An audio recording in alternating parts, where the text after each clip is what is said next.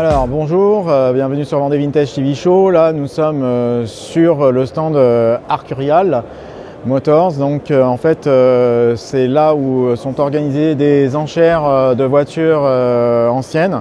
Moi je vais faire le tour des voitures et vous en présenter de beaux modèles, hein. Ferrari, il y a de tout, il y a de la Maserati, il y a aussi des Aston Martin, enfin bref, je dirais tout le gratin aussi des voitures de sport. Voilà, on va faire un petit tour et je vais vous montrer ça tout de suite. Donc, hop, voilà, donc là ici, on a une voiture de course. Alors, pour le coup, là, c'est une, je pourrais pas vous dire, parce que là, je ne vois pas. On va le savoir, une Moretti, voilà, donc voiture italienne. Voiture de course italienne qui a apparemment participé au 6e Grand Prix historique de Monaco. On va continuer ici avec une Lamborghini 400 GT2. Donc voilà, on va faire attention quand on passe, faire attention aux voitures parce que ce sont des voitures qui sont destinées à la vente aux enchères. Donc des voitures qui sont dans un état, on va dire clairement concours. Donc voilà, c'est une Lamborghini modèle assez rare et on va se rapprocher là maintenant pour en dire un peu plus. Donc elle date de 1966, c'est une Lamborghini 400 GT2. Voilà, on continue avec une autre voiture, c'est une Lamborghini également. Une Lamborghini, alors là qui est avec un toit ouvert. Donc voilà, donc elle est de 1900. Là on voit 1984. Donc là voilà, c'est aussi très intéressant parce que là c'est vraiment une voiture très rare. On va continuer ici avec une autre voiture italienne. Voilà, une Iso Grifo 1973. Donc voilà, ça c'est encore des modèles vraiment super rares. On va continuer.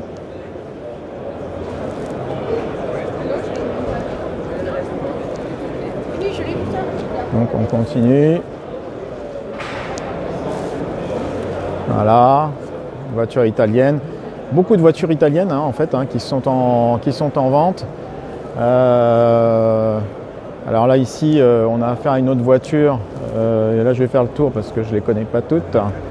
Pardon, excusez-moi. Hop. Donc là ici on a affaire à une Di Tommaso, donc encore une voiture italienne. Donc là visiblement cette année c'est les voitures italiennes qui sont prisées. Là ici on est face à une Ferrari, une 456 GT. Voilà. On a encore une autre Ferrari. Voilà, donc ça c'est une Ferrari qui date des années 70, qui au départ n'était pas une voiture très prisée par les gens, qui n'a pas rencontré un très grand succès, la 400i. Mais qui au fil du temps a ravivé les collectionneurs parce que effectivement c'est devenu une voiture rare et donc finalement cette voiture a gagné beaucoup au niveau de sa cote. Donc voilà, on va continuer encore. Là on a encore une Ferrari. Alors je pense, sauf erreur de ma part, qui doit dater des années 50, je pense, ou 60. Regardez l'intérieur, je le filme. Hop. Donc encore un super modèle. Voilà.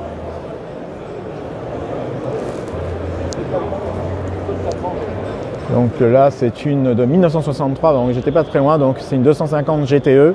Je connais pas les modèles par cœur, mais je savais qu'elle était de cette époque-là. Là, on continue encore avec une autre Ferrari. Encore une Ferrari qu'on peut voir ici, qui est la 363 et qui date aussi des années 60 aussi. Donc magnifique, alors, voiture hein, comme avec les roues à haillons encore, comme sur celle-ci, comme sur la 250 GTE. C'est magnifique de pouvoir voir des voitures comme ça, de si près. Et donc on va continuer. Donc là, on va continuer la visite. Et puis là, il y a beaucoup de voitures italiennes. Là, ici, on arrive de dos. Alors, qu'est-ce qu'on a ici? Parce qu'elle est, je pense que c'est une voiture italienne assez forme. Donc c'est une Lancia Flaminta 1967. Donc là aussi c'est un modèle assez exceptionnel.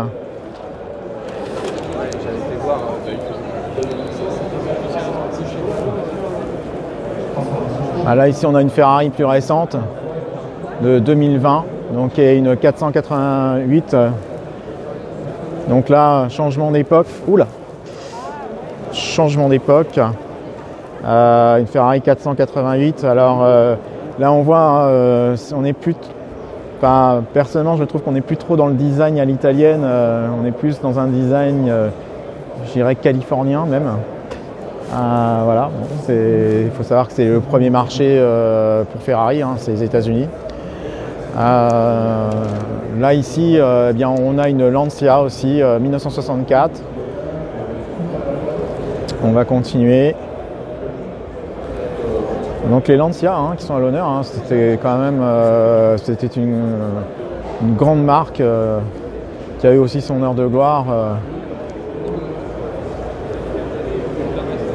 Là ici, une Maserati. Hein. Alors la Maserati 1971, une Maserati Ghibli, c'est ça. 4,9 litres, j'en ai profité pour faire le tour.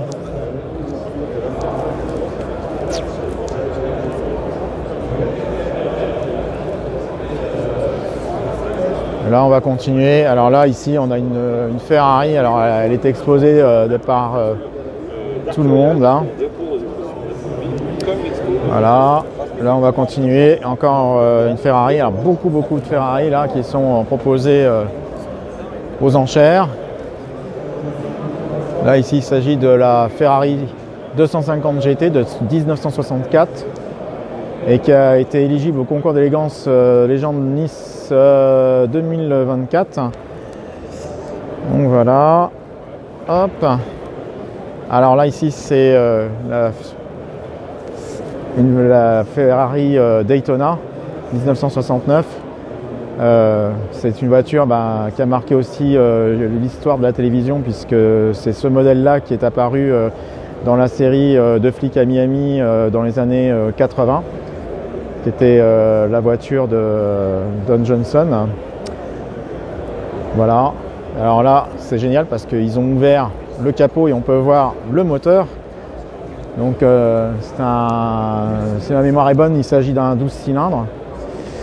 Voilà, on peut voir ici, c'est impressionnant le Mastervac et tout, la taille que ça a, tout est gigantesque. Hein. Elle a été faite pour le marché aussi américain, exactement, d'où son nom, hein, Ferrari Daytona.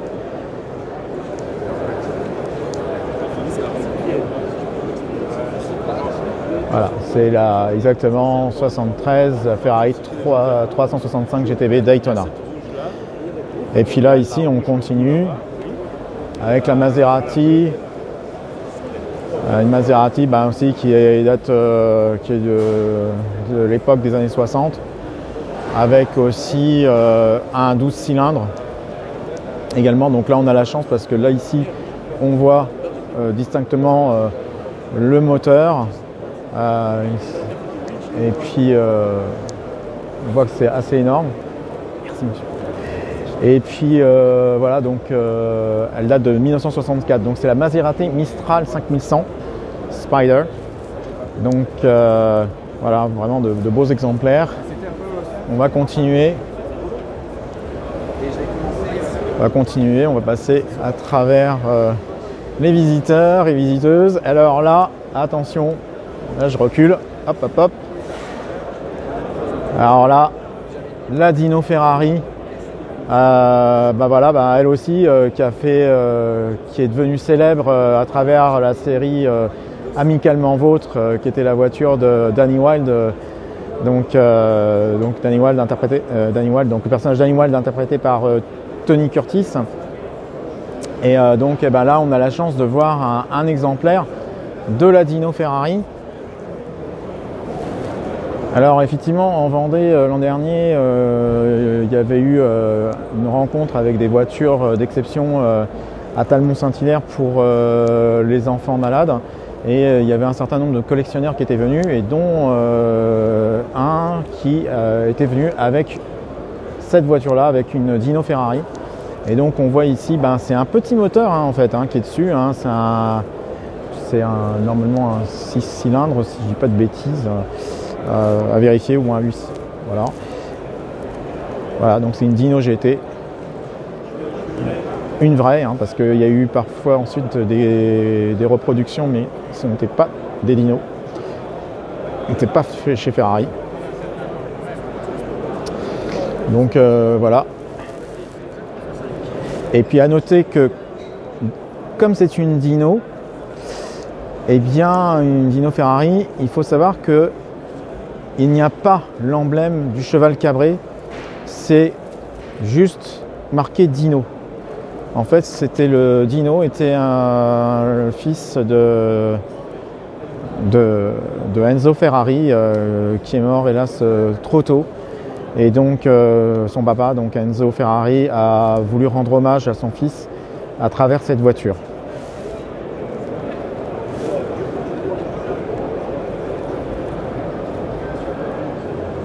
Donc là, on va continuer avec la Ferrari. C'est une 275 GTB de 1965.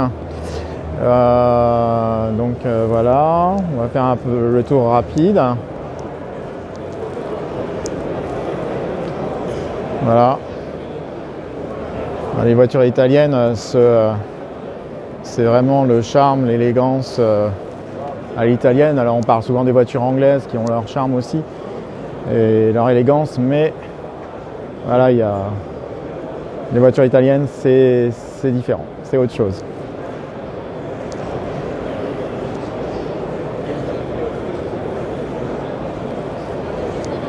Puis là, effectivement, on a souvent, alors avec Ferrari, c'est notamment, il y a souvent eu le designer italien Pininfarina qui a souvent œuvré pour Ferrari. D'ailleurs, en parlant de Pininfarina, cette Ferrari-là qui est présentée, qui est une Ferrari en fait 220 GT 262, a été effectivement conçue dans les bureaux d'études de Ferrari. Donc voilà. On va continuer. Alors là, on change. Je parlais de voitures anglaises il y a 30 secondes. Nous y voici. Là, on est face à une DB5, si je ne dis pas de bêtises. La fameuse Aston Martin de James Bond. Alors là, c'est même pas une DB5, c'est une DB6, excusez-moi, donc 1963, mais bon, c'est la même base, donc on va faire le tour. Une voiture ô combien devenue mythique. Donc voilà, on va filmer un petit peu l'intérieur. Voilà. Et on va continuer. Voilà. On a ici, c'est une Porsche 911. Alors à voir effectivement la date, c'est une Porsche 911 Carrera, modèle Biarritz, c'est marrant, elle date pas des années 60, elle date de 1992, c'est vrai qu'elle a vraiment un look un peu rétro du coup. On a ici encore une autre Aston Martin, alors là plus récente que la DB6 qu'on vient de voir à l'instant. Donc là c'est une Aston Martin Volante de 1989. Donc voilà, avec le couleur vert anglais tout à fait classique. On va continuer.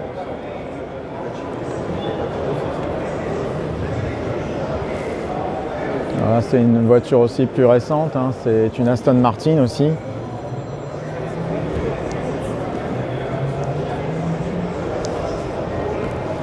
Voilà, donc là aussi une Aston Martin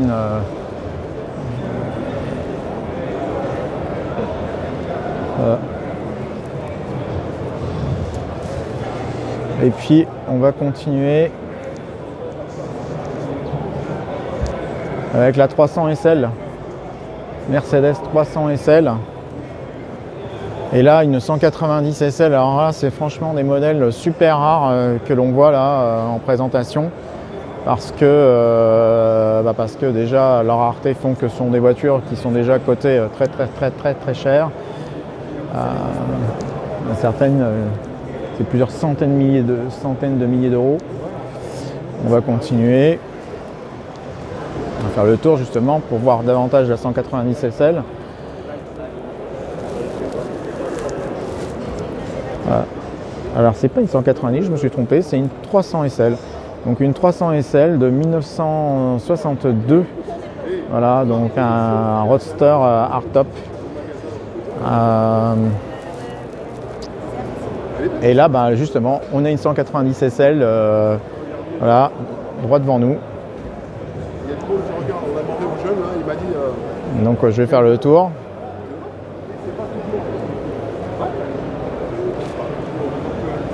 Voilà.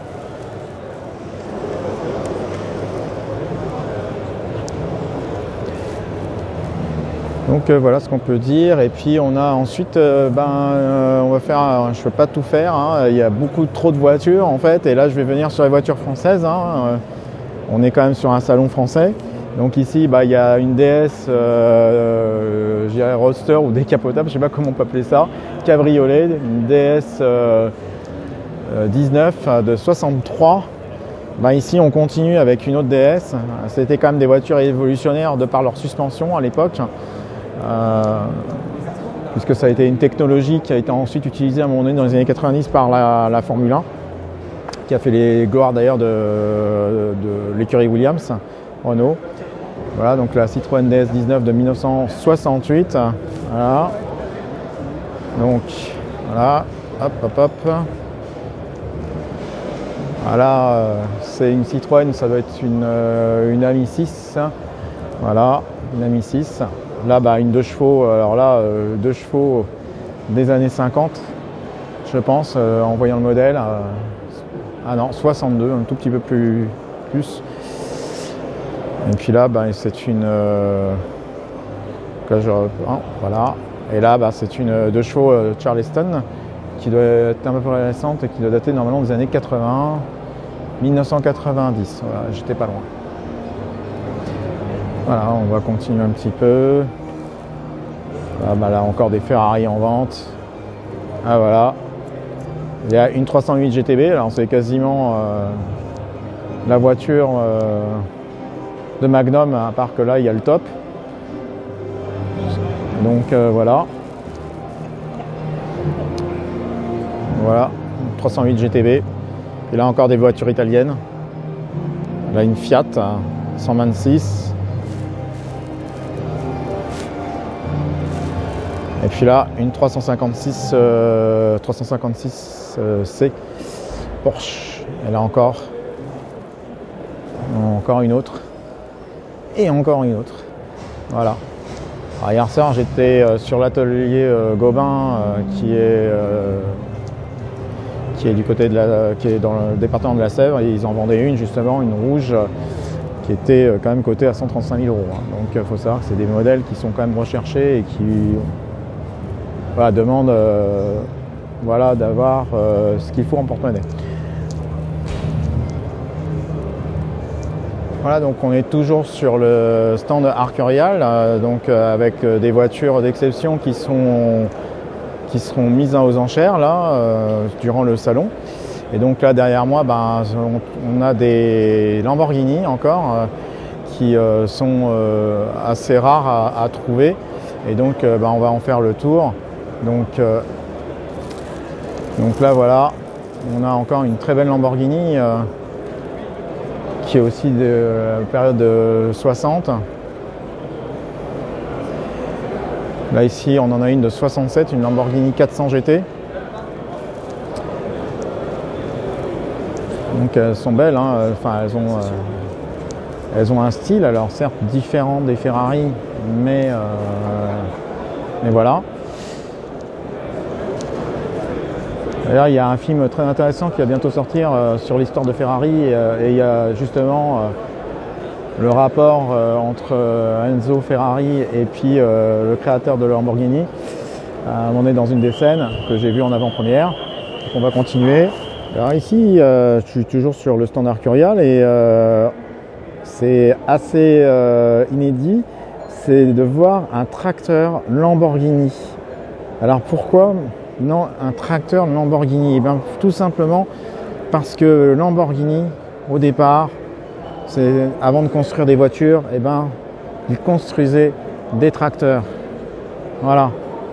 Et en fait, le fondateur de Lamborghini n'était pas satisfait de ces 2 ou 3 Ferrari qu'il avait et il a décidé de se lancer dans la construction de voitures, à son image, on va dire. Voilà. Donc encore un autre tracteur Lamborghini. Ça vaut le coup de faire la remarque parce que on n'en croise pas beaucoup. Et pourtant Lamborghini a bien existé. Et on fait les heures des agriculteurs italiens. Voilà. Et là on continue et on finit notre visite sur le stand Arcurial. Donc là c'est très très drôle. C'est un modèle Citroën type H en fait. Voilà. Alors, qui a été transformé en camping-car. Donc c'est assez rigolo. Il date de 1966. Et voilà ce qu'on peut voir à l'intérieur. Hop. Donc voilà comment c'est fait à l'intérieur. C'est assez drôle de voir ça.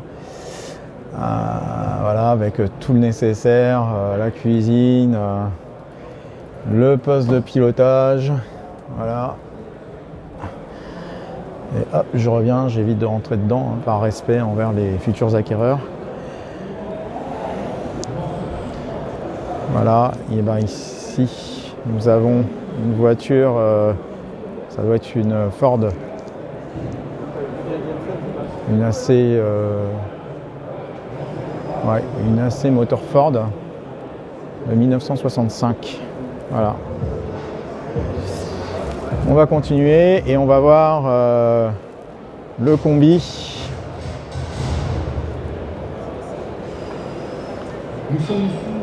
Le combi, alors un superbe combi qui date de 1968. Voilà, donc magnifique combi. Ça c'est vraiment c'est un véhicule, je dirais, utilitaire qui fait toujours rêver beaucoup de personnes, parce que c'est vrai que c'est un véhicule qui permet de transporter du monde. Et puis là on voit, il y a 3 banquettes, un énorme coffre et c'est assez fantastique. Et puis voilà, ici on peut voir le moteur du combi. Alors là on voit tout refait à neuf. Voilà.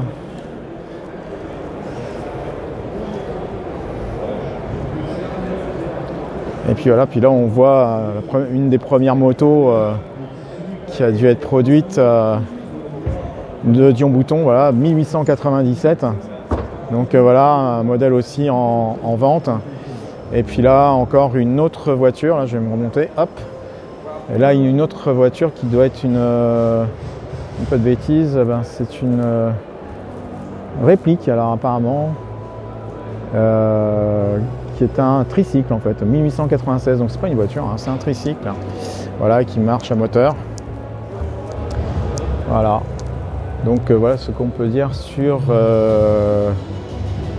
le stand Arcurial Motor Cars. Et donc Voilà, je vous fais un petit tour. Vous voyez, c'est un très grand événement sur Rétromobile puisque en fait c'est une très grande vente aux enchères internationale sur lequel on trouve absolument de tout. Hein. Là au fond il y a des Bentley. On va se diriger pour les voir. Bentley, Rolls-Royce. Voilà, là il y a une Bentley justement.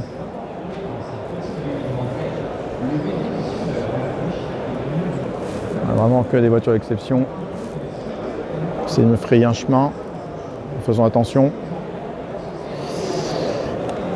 Donc là ici une Bentley en mode roadster.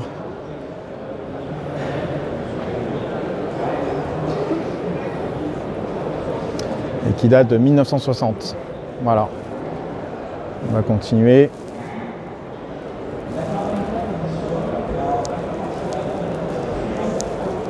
Voilà.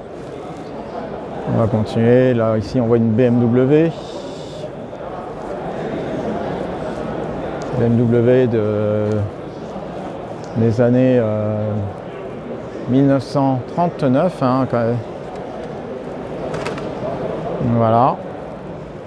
Voilà, une incontournable Jaguar XK, normalement 120. Voilà. Et puis je vais revenir sur les Mercedes, donc la 300 SL ici, et puis l'autre 300 SL ici qu'on connaît tous très bien, qui était une des voitures les plus rapides de l'époque. Donc voilà, je filme rapidement pour voir le moteur surtout. C'est assez impressionnant.